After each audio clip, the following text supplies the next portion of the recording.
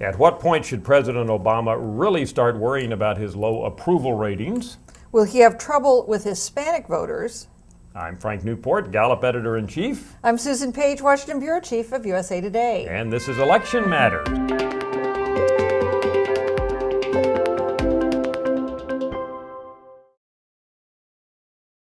Well, we mentioned Obama's approval rating because it gives us a nice historical context. It's something Gallup has on all presidents since World War II, what their approval ratings look like when they were seeking re-election. So it helps us put Obama in context, and to some degree, it's pretty predictive. And right now, Obama's approval ratings have been, for week after week, month after month, right in the 40% range, plus or minus 2 or 3 points.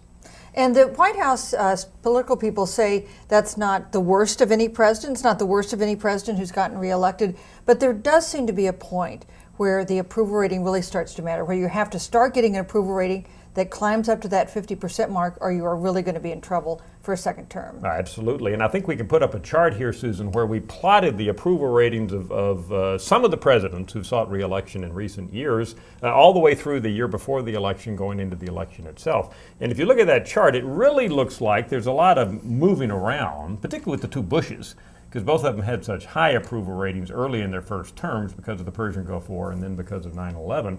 But right about the end of the year before the election, going into January and February of the year of the election, it looks like those approval ratings really begin to spread and separate the winners from the losers. And you really see, for instance, President Reagan, President Clinton start to show steady improvement. Their approval ratings have been down for various reasons early in their first term. But it starts to get up to that 50% mark as they go into the final year. And of course, this is the period of time when voters start to pay some attention and think about, do I want to re-elect this president or do I want to try someone new? And the two whose ratings really started to tank at about that time were two who went on to lose, and that would be George H.W. Bush and Jimmy Carter. So it looks like if we're sitting here talking next February or March and Obama's approval ratings are still in the low 40s, I think his campaign team would have real reason to be alarmed, don't you? I do. And one thing to keep in mind, this is really independent of who the other party nominates to run against you.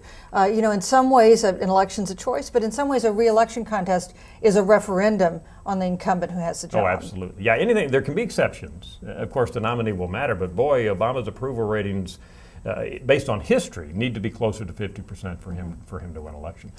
His strategy, a lot of picking and choosing among segments of the population that he did well in back in 2008 and got high turnout among. And so one question people ask us all the time is he going to be able to sustain that enthusiasm and high support from minorities and from young people and from highly educated whites?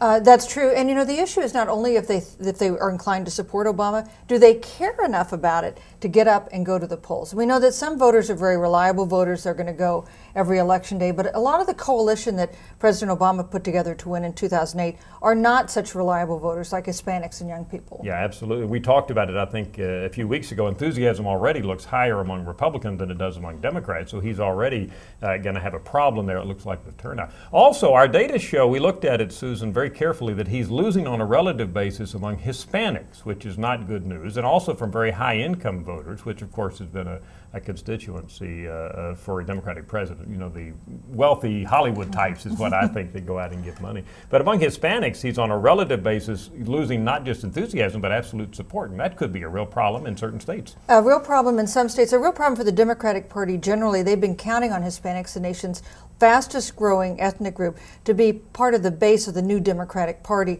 even though Hispanic voters in some ways could be sympathetic to the Republican Party because a lot of them are Catholic. Many of them tend to be conservative on social issues. Yeah, and keep in mind that Hispanics still have a higher approval rating for Obama than the average, but the distance between Hispanics and the average has been narrowing. The gap is lowering. So Hispanics are looking more and more normal rather than strong Democrats. Supporters, at least as measured by job approval, and that's a problem. By the way, one group Obama continues to do very well in, not a great shock, African Americans. As everybody else drops, their support stays up in the mid to high 80s, at least for Obama, based on approval. So that's a core group that he's got. That's right. Good news for Obama. It's unlikely he's going to lose the support of that group. They'll turn out for him.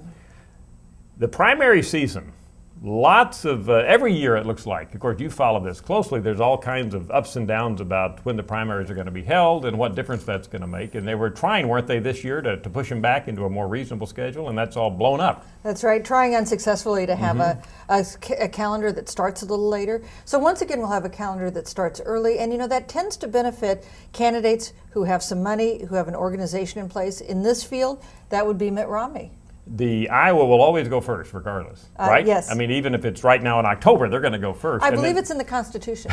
That's what people in Iowa say. And then New Hampshire will follow. That's no right. matter when they move Yes. them. But what does history tell us? I mean, Iowa caucuses, there's surprises and people win, though obviously who don't go on to win the nomination, right? History tells us that every winner of the Iowa caucuses doesn't get the nomination, neither does every winner of the New Hampshire primary. But in modern times, you've had to win one or the other. We've not nominated someone who has failed to win either of those first two contests. And just quickly, New Hampshire is Romney's backyard. He has a home in Wolfsboro. Of course, he was governor of Massachusetts. He's ahead in all the polls there. But Iowa's really the question mark for Romney. We have to wait and see what happens. That's right. Iowa is a place that does not seem to have settled out yet on who it's going to support. Well, we'll wait and see. Not that long from now, we'll actually be talking about actual voting results. I'm Frank Newport, Gallup editor-in-chief. I'm Susan Page, Washington Bureau Chief of USA Today. And this is Election Matters.